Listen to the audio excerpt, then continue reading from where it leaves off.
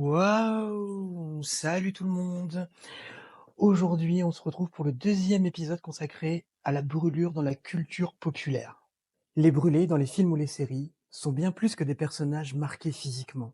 Ils sont le reflet de nos peurs, de notre regard sur la différence et parfois même sur notre propre regard sur nous-mêmes.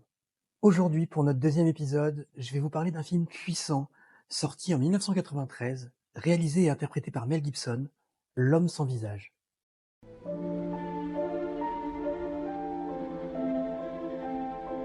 You guys ever seen The Freak? McLeod? No. He won't let you see him, not up close.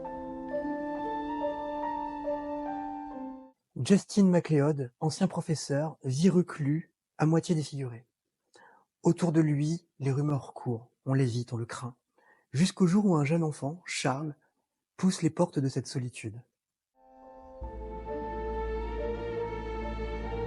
You're still in the business. I could really use some help on an exam.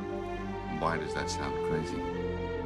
Well, there's no risk letting him take the exam, Mother. I mean, can you see Charles cramming Latin and geometry at the cottage?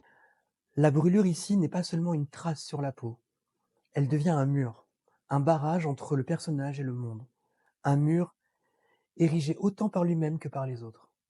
C'est un test aussi, celui de supporter les regards, de résister à l'exclusion, mais surtout de réapprendre à faire confiance. Car quand tout en vous a été jugé, condamné, figé dans l'apparence, tendre la main devient un acte de courage.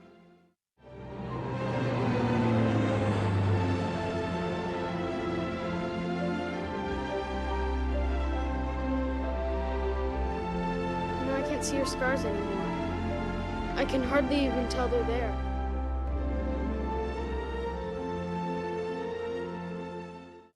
Et c'est ce qu'amorce Charles.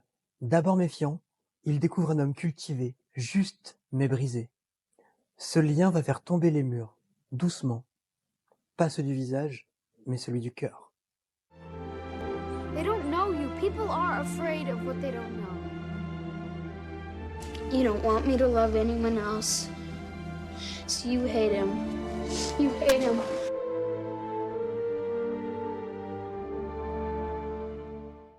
Et c'est là toute la puissance du film. Il ne parle pas que de cicatrices. Il parle de reconstruction, de réhabilitation et surtout de dignité. En conclusion, moi déjà je vous invite à le voir. C'est un film de mon enfance, mais je trouve qu'il a une petite vibe années 90 que, perso, j'aime beaucoup. Et finalement, L'homme sans visage, c'est un film sur un homme que l'on ne regarde plus, jusqu'au jour où quelqu'un prend le temps de vraiment le voir.